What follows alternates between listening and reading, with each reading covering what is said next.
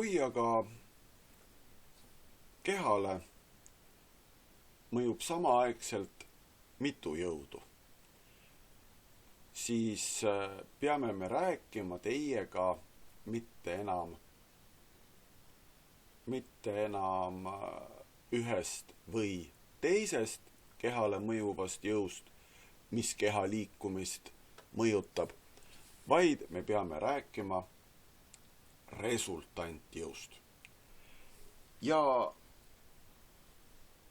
me oleme siis teiega kokku leppinud, et me ei vaatle teiega nurga all olevaid jõudusid ja seetõttu siis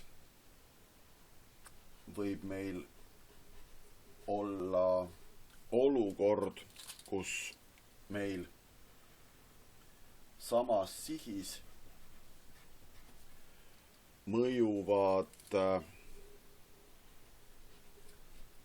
erinevad jõud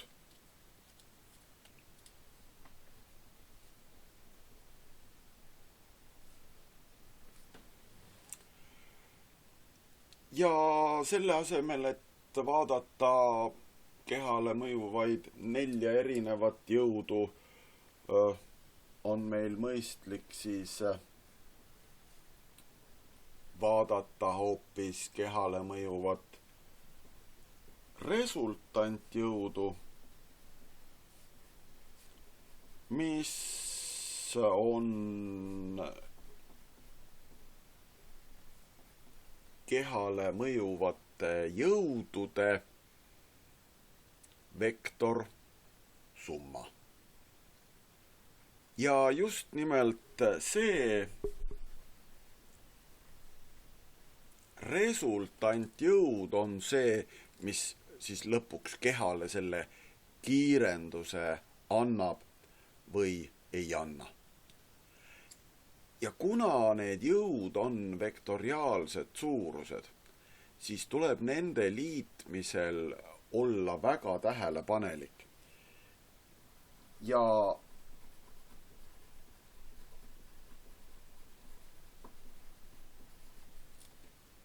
samasuunalised jõud tuleb omavahel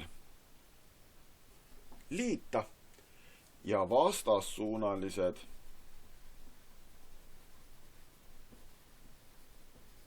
lahutada.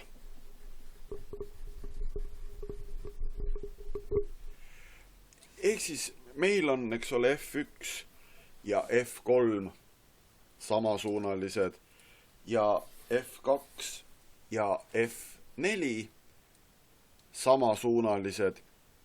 Ja kui me nüüd siis seda resultanti siin arvutame, siis omavahel tuleb liita F1 ja F3 ja omavahel tuleb liita F2 ja F4, aga need summad tuleb siis lahutada. Nii et ma küll natukene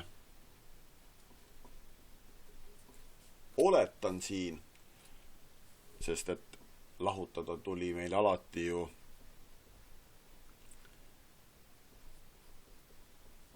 suurema väärtusega või tugevamast jõust nõrgem, aga jah,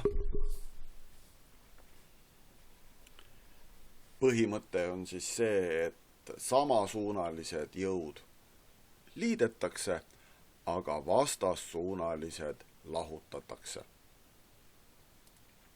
Ja üheks liikumise erijuhtumiks on siis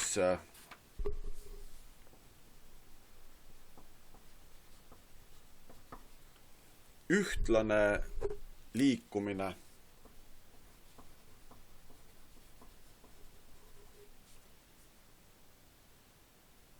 ja ühtlane liikumine tähendab siis seda, et keha liigub ilma kiirenduseta ja on ju, kui keha liigub ilma kiirenduseta, siis tähendab see seda, et kehale mõjuvate jõudude summa ehk resultant on 0, ehk siis kui meil on üks jõud, mis mõjub ühes suunas ja teine jõud mõjub teises suunas ja meil on öeldud, et keha liigub ühtlaselt, siis tähendab see seda, et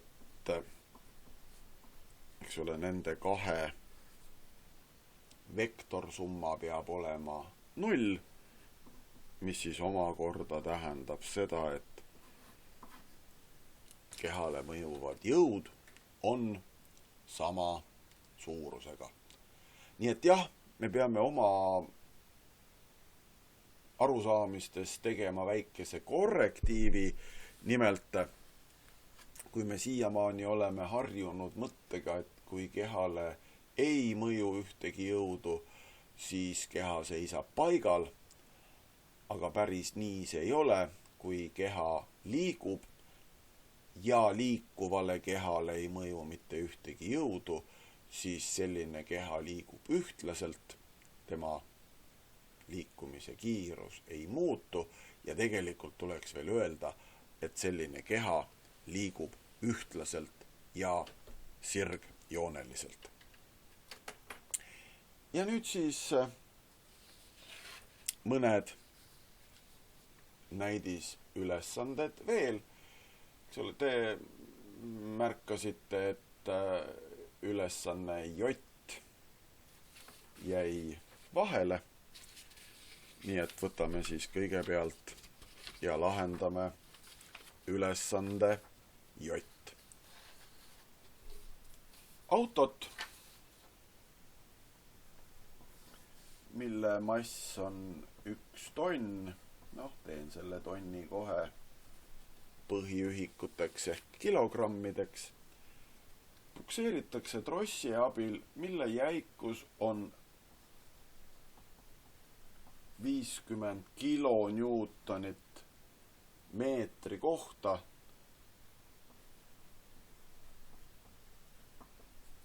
Kilo on põhiühikust 1000 korda suurem ja kuna see kilo on siis murrujoone peal, siis tuleb korrutada 1000-ga. Siis on öeldud, et autot veetakse trossi abil, mis pikeneb 10 sentimeetri võrra ja on öeldud, et hõõrdumisega seotud jõudusid pole vaja arvesse võtta, ehk siis hõõrdejõud on 0. Ja küsitakse auto kiirendust. Meil on siis auto, mille küljes on tross ja sellele trossile on siis rakendatud mingi jõud.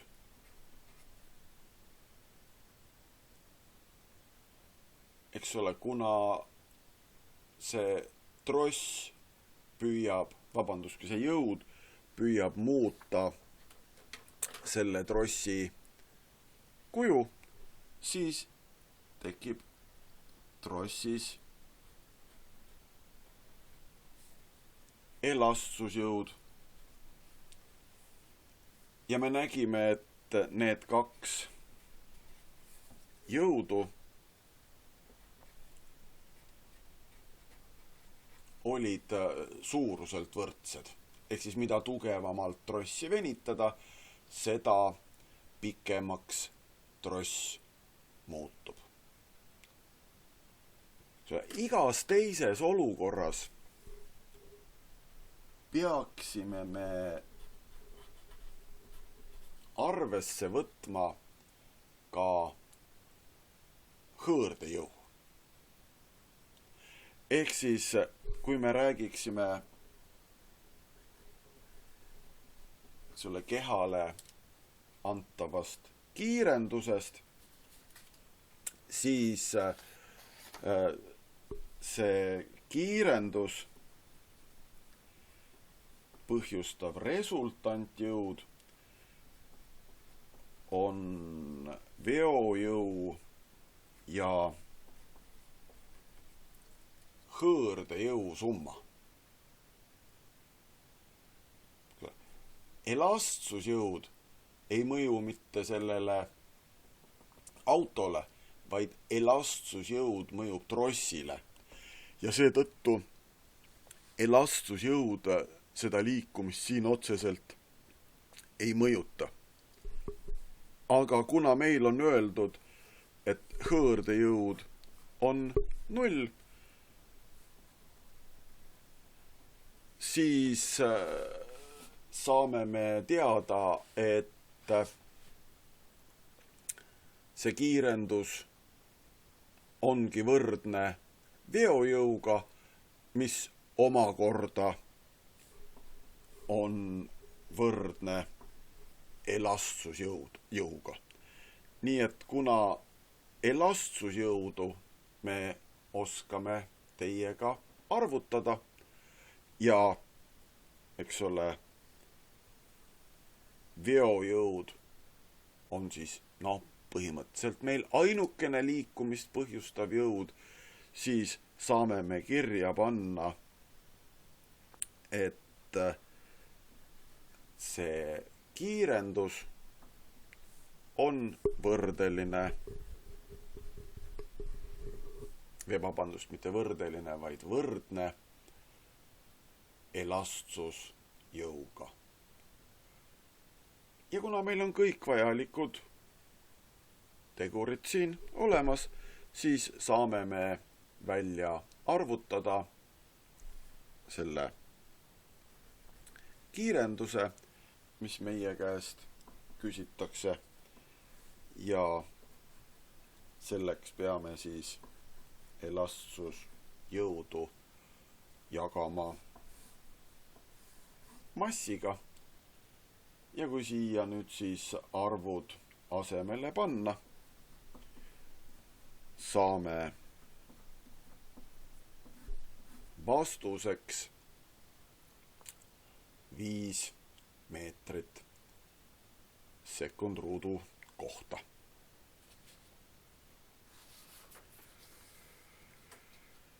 Ja meie viimases plokis on küll 4 ülesannet, aga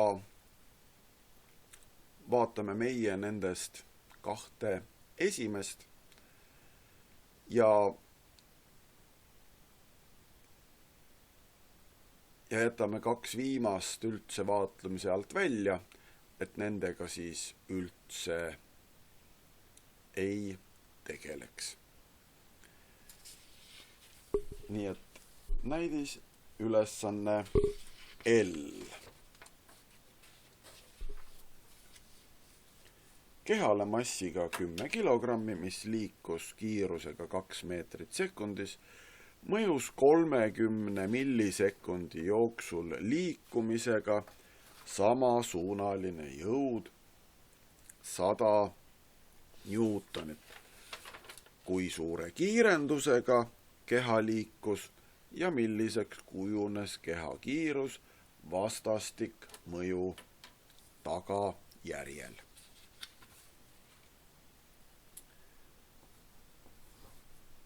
Nii, meil on siis antud keha mass, mis on 10 kilogrammi. On öeldud, milline on siis selle keha algne kiirus.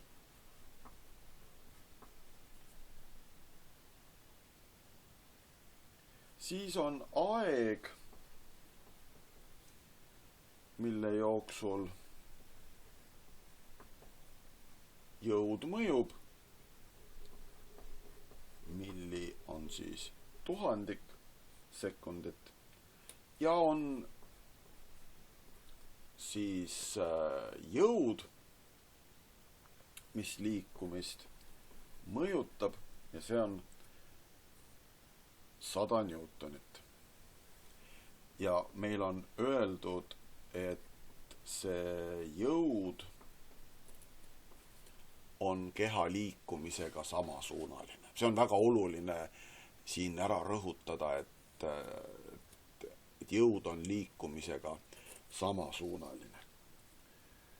Ja küsitakse siis, milline on keha kiirendus ja milliseks muutus keha kiirus, kui selle jõu mõju lakkas.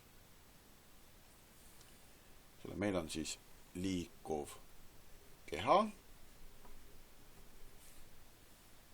ja liikuvale kehale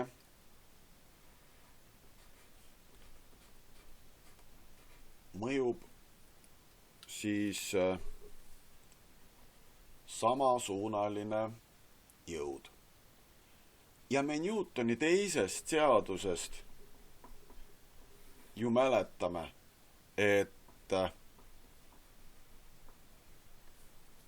keha kiirendus on võrdeline kehale mõjuva jõuga. Ehk siis mida suurem jõud kehale mõjub, seda suurema kiirenduse ta põhjustab ja mida suurem on kehamass, seda väiksema kiirendusega antud jõud keha siis liigutab. Kuna meil on ju jõud ja mass teada, siis saamegi kohe välja arvutada siit selle kiirenduse 100 jagatud 10 on 10. Nii et see 100 Newtonine jõud, mis siis kehale mõjub, annab sellele kehale kiirenduse 10 meetrit sekund ruudu kohta. Ja sulle tasub siis nüüd tuua mängu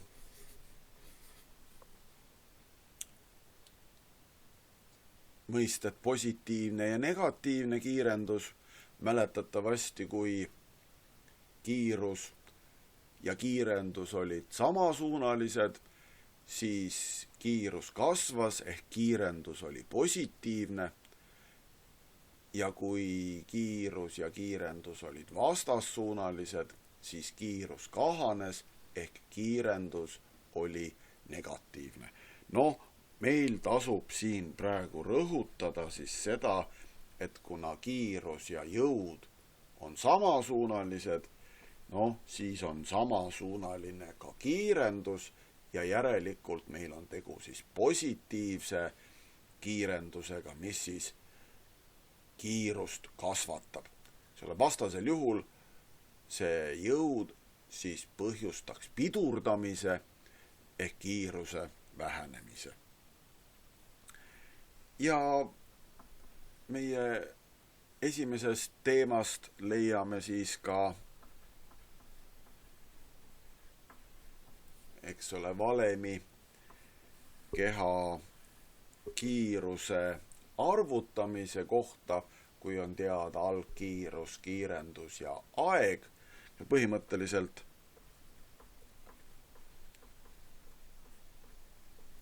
jõuaksime sama valemini ka kiirenduse definitsioonvalemit kasutades. Ja kui nüüd siia siis arvud asemele panna, siis saame teada, et see 30 millisekundit 100 newtonilist jõudu kasvatab siis selle meie keha kiiruse 2 meetrilt sekundis 2,3 meetrile sekundis. Ja viimane ülesanne, mida me teiega siis koos lahendame, on M. Ja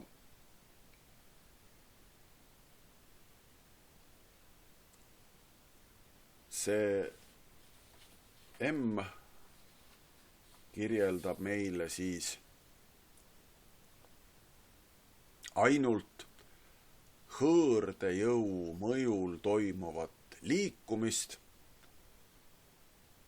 mis loomulikult saab olla siis ainult aeglustuv liikumine.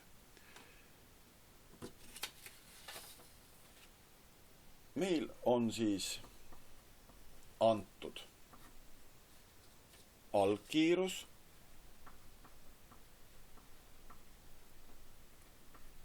mis on 90 kilomeetrit tunnis, ja lõppkiirus, mis on 36 kilomeetrit tunnis. Loomulikult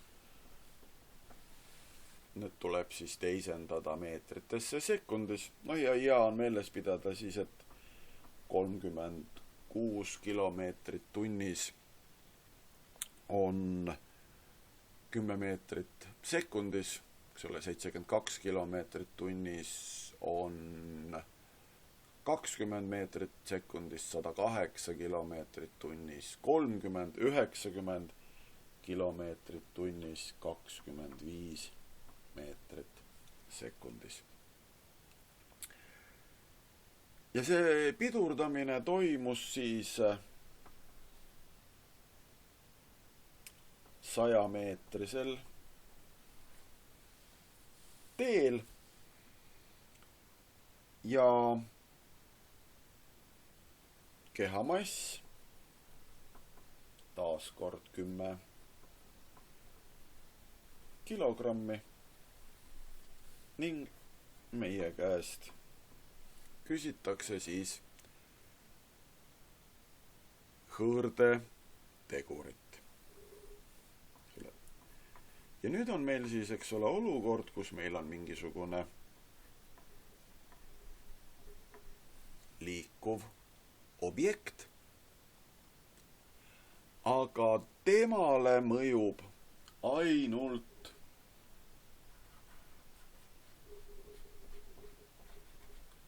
hõõrdejõud, mis mäletatavasti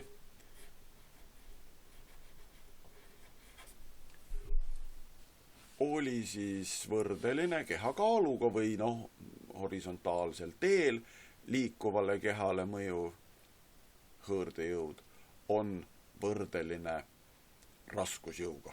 Järelikult me peame siia andmetesse ka selle vabalangemise kiirenduse juurde kirjutama. On selge, et eks ole, see hõõrdejõud põhjustab siis kiirenduse ja see kiirendus peab olema siis liikumise suunale vastassuunaline ehk negatiivne. Nüüd, eks ole, vaadates neid andmeid, mis meil siin kirjas on ja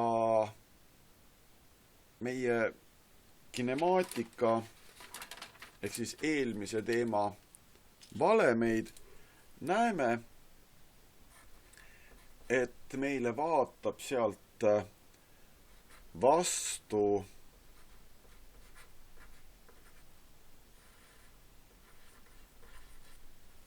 selline valem, mis seob ära omavahel algkiiruse, lõppkiiruse, kiirenduse ja teepikkuse. Ehk siis, eks ole, me saame siit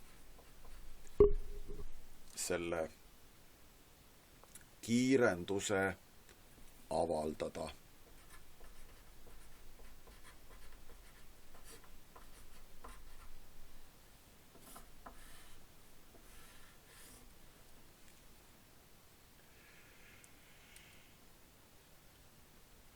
Ja kui nüüd arvu tasemele panna,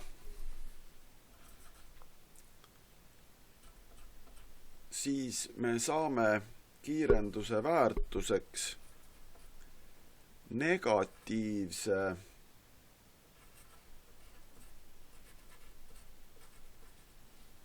väärtuse, 2,6 miinust.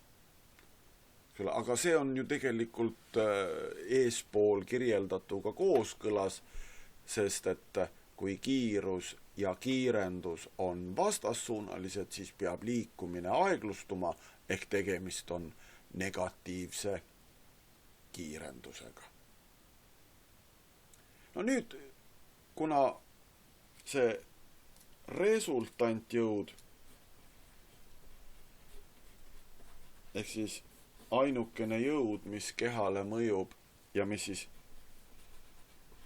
kiirendus põhjustab, on see hõõrdejõud, võime me selle miinusmärgi siit ära unustada, sest et see miinusmärk, eks ole, ütleb meile, et tegemist on aeglustuva liikumisega, ehk siis hõõrdejõud peab olema liikumisele vastassuunaline, mis ta ju tegelikult on. Ja nüüd saame siis kaks avaldist omavahel võrduma panna.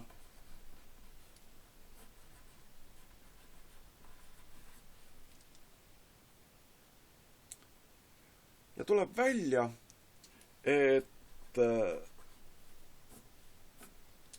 see hõõrdetegur selle liikuva keha massist isegi ei sõltu. Sest mass on ju siin mõlemal pool võrdusmärki ja see taandub välja. Nii et hõõrdetegur on siis A ja G jagatis. Nii et kui ma nüüd seda 2,625 jagan G-ga ehk 10-ga, siis ma saan, et see on 0,2625. No ehk siis ümardatult 0,3. Nii et selliselt liikuva objekti puhul, kui 100 meetri peale kiirus kahaneb 25 meetrilt sekundis 10 meetrini sekundis ja mitte ühtegi muud jõudu peale hõõrdejõudu seda keha horisontaalsel teel ei liiguta, siis peab olema keha ja teepinna vaheline hõõrdetegur ligikaudu 0,3.